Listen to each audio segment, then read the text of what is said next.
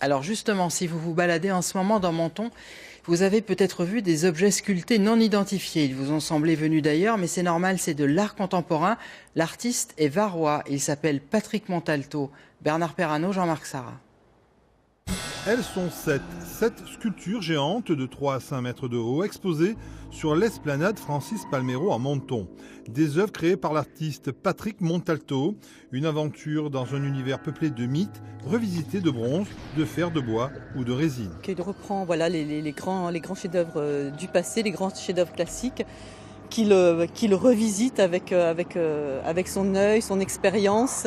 Et pour la petite anecdote, justement, il y a des débris qu'il avait récupérés parce qu'il était pilote d'avion, des débris d'avion qu'il avait récupérés lors d'un crash en Guyane lorsqu'il conduisait. Et il s'en est servi pour certaines de ses sculptures. Cette mouvance, l'artiste l'appelle le métaclassique, l'occasion de métamorphoser des œuvres classiques et leur réinsuffler un nouvel élan créatif. Un regard neuf et des sculptures assez esthétiques et assez engagées aussi. Et ça permet justement au public de redécouvrir un petit peu l'histoire de l'art et ce qui s'est fait. La collaboration entre la ville de Menton et l'UMAM continue en 2017 avec cette deuxième exposition estivale de sculptures monumentales.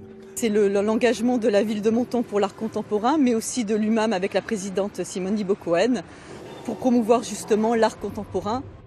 Le vernissage est prévu le 8 juillet prochain en présence de l'artiste.